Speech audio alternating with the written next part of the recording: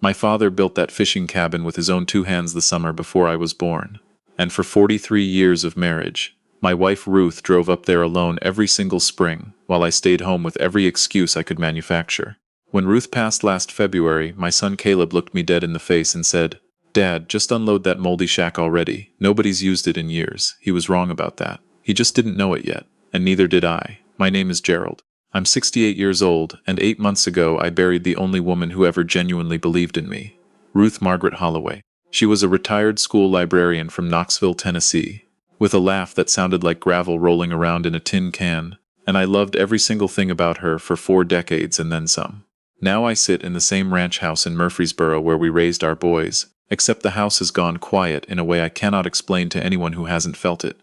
Quiet the way a hospital room goes quiet after the machines stop. The phone calls from my son Caleb started within 2 weeks of the funeral. Not calls to check in, calls with agendas. "Dad, we need to talk seriously about the Clinch River property." That's what he called it. The property, not the cabin. Not Grandpa Holloway's cabin, the property. Like it was a line item on a spreadsheet somewhere, rather than a place where my father had hand-carved the initials of every grandchild into the beam above the door. "The taxes alone are running you close to $3,200 a year," Caleb said. "And that's before you factor in the flood insurance, the propane, the dock maintenance. You're talking maybe $6,000–7,000 annually on a building you never set foot in." He wasn't wrong about the money. He was wrong about the never set foot in part. Ruth went to that cabin every April without fail. She'd been doing it for as long as I could remember. At first she asked me to come. Then she stopped asking. I told myself it was because she knew I was busy, even after I retired from the plumbing supply company in 2018. I told myself she preferred her solitude. I told myself a lot of things. "Caleb, your mother loved that place," I said. "Mom's not here anymore, Dad." A pause. Just long enough to be deliberately unkind. "Look, the market in that area is moving. Lake and river properties in East Tennessee are pulling in $250–300,000 right now. That's real money. Money that could make your life a lot more comfortable." His brother Marcus, my younger son, called 2 days later with almost the identical script. I had to wonder if they'd been comparing notes. "Dad, you're 68. You don't need the stress of maintaining a property 4 hours away. Let Marcus and I help you simplify things. Let us help you simplify things." The language of people who want something but don't want to say so directly. Marcus had married a woman named Stephanie Graves 3 years ago. Stephanie worked in commercial real estate out of Nashville. She had opinions about my financial situation that she shared freely and often, as though I'd hired her as a consultant and simply forgotten. She once sent me a 4-page document titled Asset Consolidation Opportunities for Retirement Stability. I used it to line the cat's litter box, and I felt fine about that decision. "Dad," Marcus said, Stephanie ran some numbers. "If you liquidate the Clinch River property and put it into a managed account, you're looking at maybe $200 extra a month in passive income. That's real money. $200 a month." My boys had reduced their mother's sanctuary to $200 a month. "I want to drive up there," I said. "Before anything gets decided, I want to see it one more time." Caleb's voice went sharp the way it does when he thinks I'm being irrational. "Dad, it's a 4-hour drive. You've got your knee thing. My knee thing," I repeated. I had mild arthritis in my right knee. I was not a houseplant. "I just think," he continued, "that you're making decisions from an emotional place right now." Which is completely understandable. But maybe let Stephanie reach out to a broker first, just to get a number, and then you can decide from a more informed position. More informed, as though grief had dismantled my ability to read paperwork. "I'll let you know when I'm going," I said. I hung up before he could redirect the conversation. For 3 weeks I sat with it. Marcus and Stephanie started showing up at the house unannounced. The way people do when they're afraid you'll make a decision without them. Stephanie would walk through the living room with this particular expression on her face. Something between sympathy and appraisal. Like she was already calculating the estate sale value of Ruth's ceramic owl collection. I started locking the door. The night before I finally decided to drive up to the cabin, I was going through the box of things from Ruth's bedside table that I'd been too raw to open since February. Reading glasses. A dog-eared copy of a Jan Caron novel. Her rosary, though she hadn't been practicing Catholic since long before I met her. A small stack of birthday cards going back 15 years, all of them saved. All of them from people I recognized, except one. A card with a hand-drawn cardinal on the front, the kind you get at a craft fair or a church fundraiser. Inside, the handwriting was unsteady but warm. It said, "Miss Ruth, the wood stove is fixed and the tulip poplars came in beautiful this year. The boys are asking when you're coming back. So am I. Dora." I did not know anyone named Dora. I set the card down on the kitchen table and looked at it for a long time. Ruth had mentioned the tulip poplars once, maybe twice. She'd described the way they bloomed in April along the riverbank, these enormous candle-shaped flowers catching the morning light. She'd described it in the particular voice she used when she loved something and doubted I was really listening. Which, God help me, I probably wasn't. Who was Dora? And why was she writing to my wife about wood stoves and boys who were asking when she was coming back? I left Murfreesboro at 6:30 on a Thursday morning in October, before either of my sons had a chance to call and talk me out of it. I took 40 east out of Nashville, then cut north toward Norris Lake, then deeper into the county on roads I half remembered from trips my father used to take before his health gave out. The Clinch River Valley in autumn is not subtle about its beauty.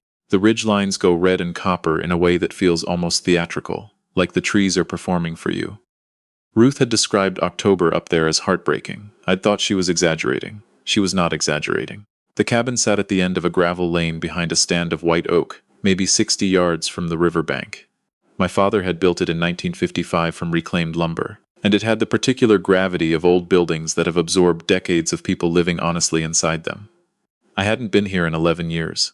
The last time was for my father's memorial gathering 2 weeks after he passed. As I came down the lane, I expected what Caleb and Marcus had prepared me for: neglect, peeling siding, a listing porch, the slow collapse of an unmaintained property. What I found instead stopped me cold at the edge of the yard. The cabin looked lived in, not just maintained. Lived in. The porch had new boards where the old ones had rotted. A row of clay pots along the railing held the dried remains of summer herbs, the kind you put up for winter. A child's bicycle leaned against the oak tree beside the woodpile, and that woodpile was stacked with the particular precision of someone who knows what a real Tennessee winter requires. Smoke was coming from the chimney, a thin gray thread of it rising into the cold October air. Someone was inside my cabin. My first thought was the same thing it would be for anyone: squatters. This stretch of river valley had seen its share of them in vacation properties, especially over the past few years. I reached for my phone to dial the county sheriff. Then I heard it. From somewhere behind the cabin, a boy's voice carrying across the still morning air. High and clear, the way children's voices carry over water. He was singing something. Not a song I recognized, just a tune, the kind kids make up without realizing they're making it up. I put the phone back in my pocket. I walked toward the porch. The door was painted the same dark green my father had painted it in 1972, though it looked freshly touched up. On the door frame, at about knee height, was a series of pencil marks, height measurements. 4 or 5 of them, each with a date and a set of initials. The most recent was from March of this year. I knocked. There was movement inside, then silence, then slow footsteps. The woman who opened the door was somewhere in her early 60s, sturdy and weathered in the way of people who spend real time outdoors. Her hair was silver and cut short, and she wore a flannel shirt over a canvas apron with the pocket worn through. She had the look of someone who had been startled but was working hard not to show it. She looked at my face, and whatever she saw there made her go absolutely still. "You're Gerald," she said. It was not a question. I couldn't find my voice for a moment. "How do you know my name?" Her eyes filled without spilling. She pressed her hand flat against the door frame like she needed something solid to hold on to. "Is Ruth?" She stopped. Started again. "Did something happen to Ruth?" "She passed in February," I said. "Pancreatic cancer." The sound she made was not loud. It was the opposite of loud. It was the kind of grief that has no performance in it, the kind that comes out of somewhere genuinely deep. She covered her mouth with her hand and turned away from me, and her shoulders shook once hard, the way you shake when something hits you before you can prepare for it. I just stood there on my father's porch, holding my car keys, watching a stranger grieve my wife. "I'm sorry," I said finally. I don't think we've met. I'm Gerald Holloway." She turned back to face me. Her voice had steadied, though her eyes were still wet. "Ruth talked about you constantly. I'd know your face anywhere." She stepped back from the door. "My name is Dora Prentice. Please come inside. There are things you need to know, and I'd rather you sit down for them." The inside of the cabin hit me in a way I hadn't prepared for. The bones of it were exactly as I remembered. The stone fireplace my father had laid by hand, the low beams, the pine plank floors he'd hand-planed himself over the course of one long winter. My mother's old iron pot still hung on the peg beside the firebox. But the life inside it was not ours. Family photographs on the shelf above the fireplace, none of which I recognized. A child's drawing of a house and a river tacked to the wall near the kitchen. 2 pairs of boys' sneakers by the back door, crusted with the same red clay I'd tracked into this kitchen 100 times as a kid.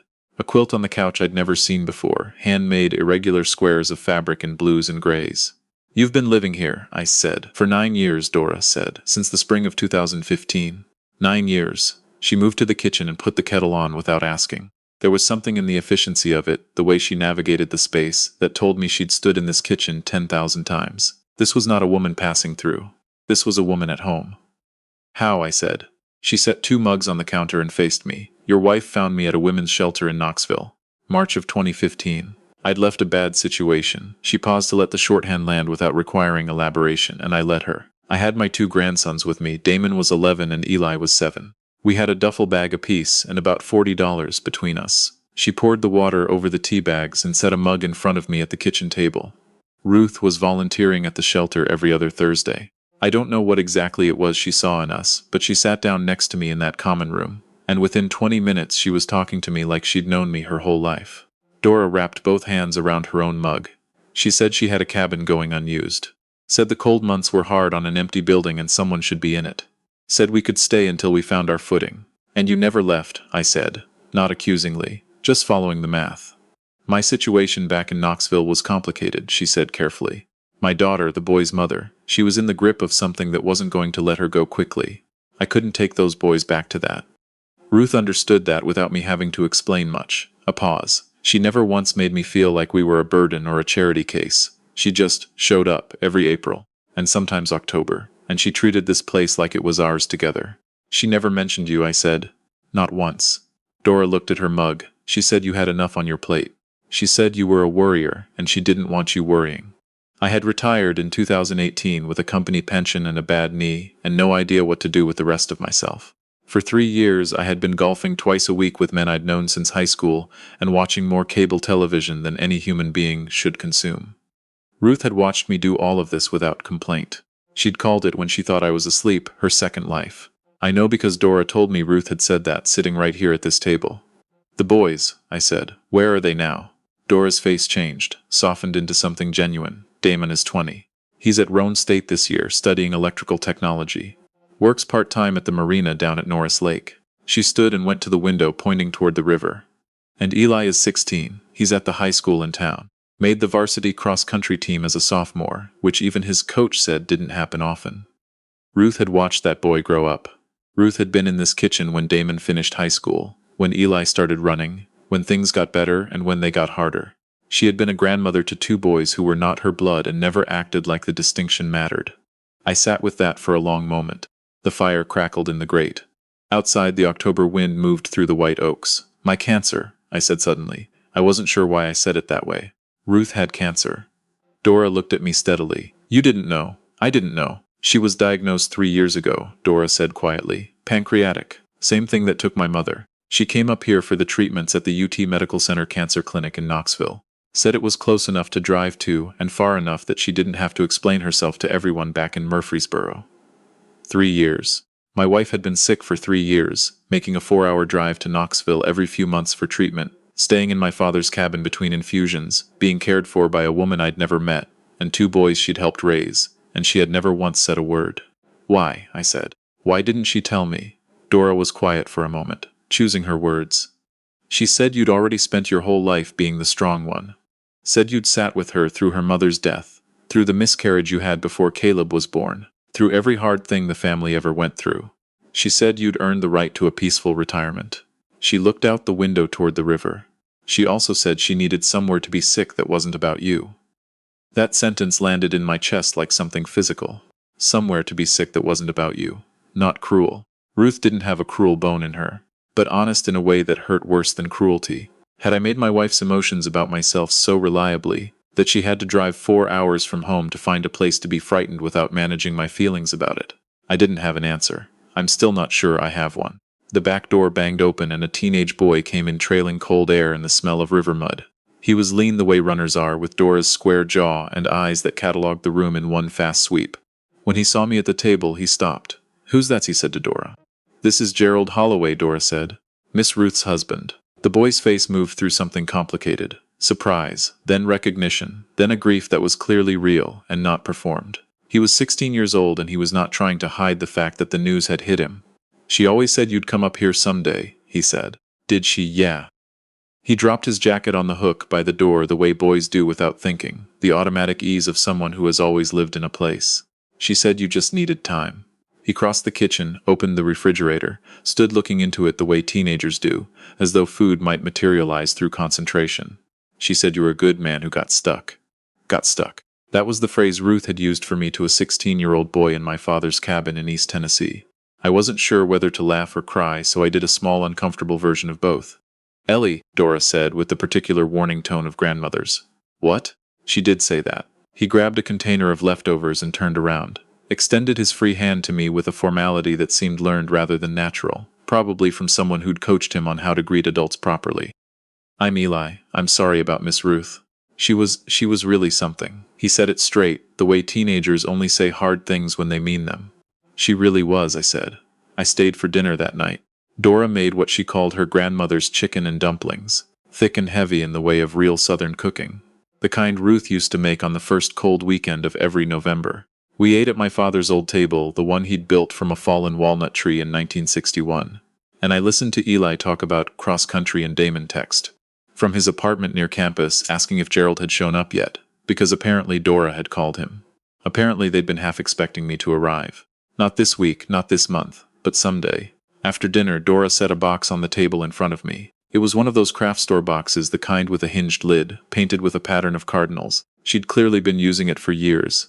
She left things here, Dora said. Things she said were for you, when the time came.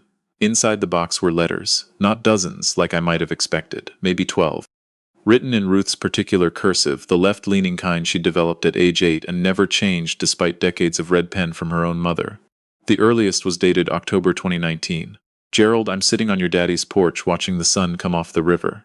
And I'm thinking about the summer we drove to Gatlinburg in that terrible Buick with the broken AC, and you refused to ask for directions for 45 minutes because you were certain you knew where you were going. You absolutely did not know where you were going. But I didn't say so because you were so pleased with yourself for trying. I've been thinking a lot lately about the things we don't say to each other, because we assume the other person already knows. I assume you know that I think you're still the most interesting man I've ever met, even on the days you drive me completely crazy. I'm not sure I've said it out loud in maybe 10 years. That seems like a waste. There's something I need to tell you, and I keep starting this letter and putting it down. Maybe I'll send it soon, maybe not yet. I love you, Gerald. More than the Buick incident suggests.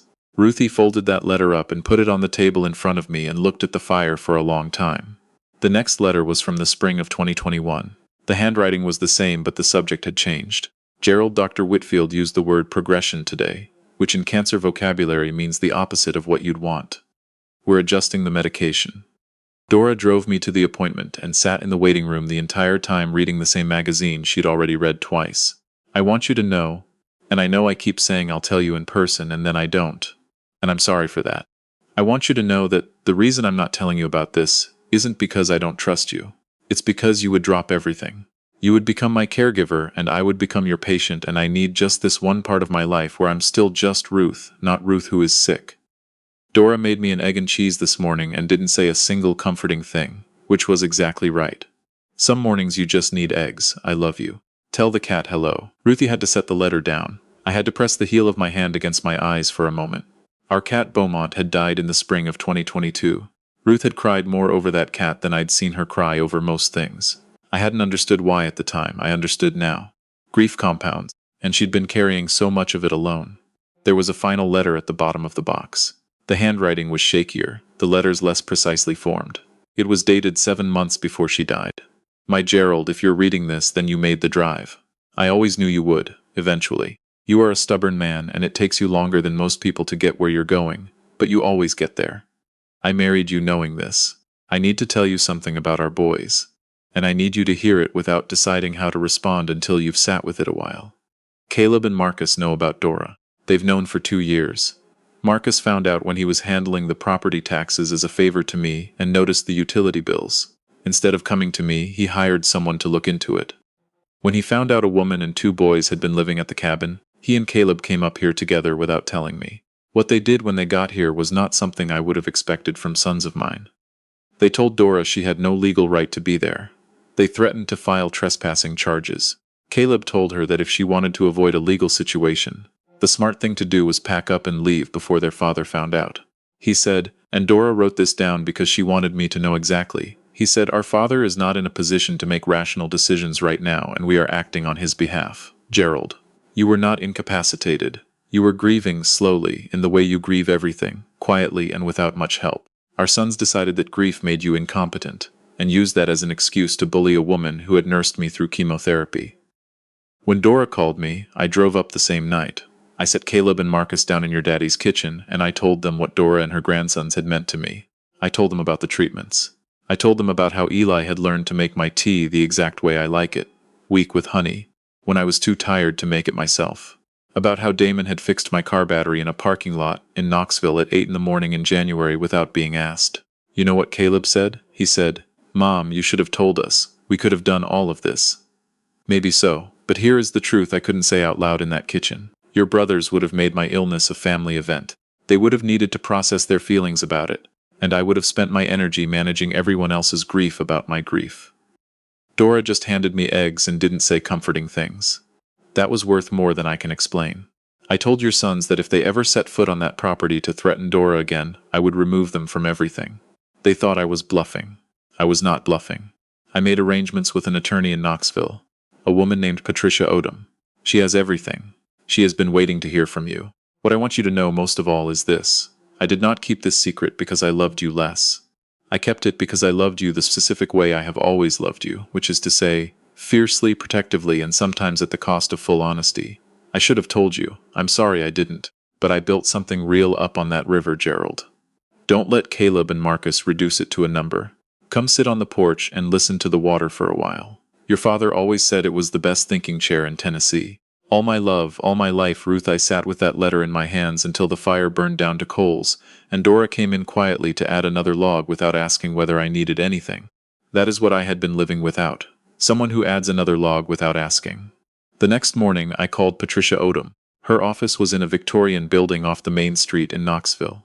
The kind of office with good windows, and enough books to suggest she actually used them. She was in her mid-50s, black, and had the particular quality of attention that makes you feel like the specific details of your situation actually matter to her, not just the legal architecture of it.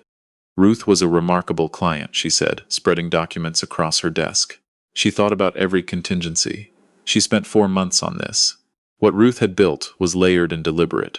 There was a trust protecting Dora's right to occupy the cabin and covering property taxes and basic maintenance costs for 15 years. There was a life insurance policy Ruth had taken out quietly in 2020, the proceeds designated specifically for the cabin and the Prentice family's stability. And there were 3 options, all of them documented. The first, sell the cabin.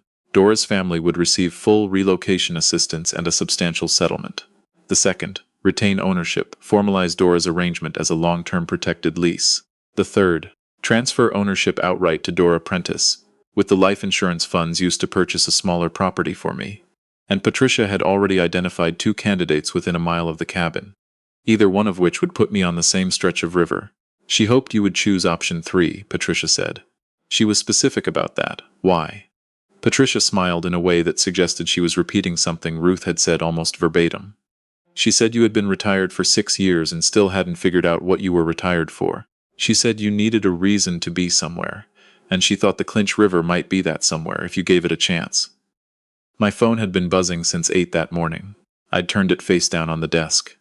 I knew what was on the other side of that screen. Caleb and Marcus had already called Dora directly. She'd told me so that morning, her voice careful and neutral the way people get when they're bracing for something bad. And told her the property was going to be listed with a broker in Knoxville and she should start making plans. They didn't know Ruth had made different plans first. Patricia slid a sealed envelope across the desk. She asked me to give you this only after you'd met Dora and the boys. Her exact words were, "Give it to him when you can tell from his face that he already knows what he wants to do." Inside was a note card, cardinal on the front, same as the one I'd found in the bedside box. Gerald, you've always been better at showing up than you give yourself credit for. You just sometimes need a reason. I've left you one. Choose the family that stayed. Your Ruth. I picked up the pen. I chose option 3. When I drove back to the cabin that afternoon, Caleb's pickup was in the gravel drive. He was standing on the porch with his arms crossed and the particular expression he'd had since he was 17 and thought he was managing something. Dad. His voice had that flat corporate edge. We need to talk before you make any decisions. There are a woman and 2 kids in there claiming Mom set this up, and I need you to understand that Mom was sick, and people in that condition can be. Caleb, I said. I'm just saying that vulnerable people sometimes get taken advantage of. Caleb. He stopped. Your mother was not vulnerable. Your mother had a better lawyer than you did, and your mother knew exactly what she was doing. I handed him the copy of the trust documents Patricia had given me. He took them the way you take something you don't want. I went inside. Dora was at the kitchen counter. Eli was at the table doing homework with the particular resentment of a teenager doing homework. When I came in, he looked up and read something in my face. Wells, he said. Well, I said. I'm going to need you to show me which of those 2 properties down the river is less likely to flood in March.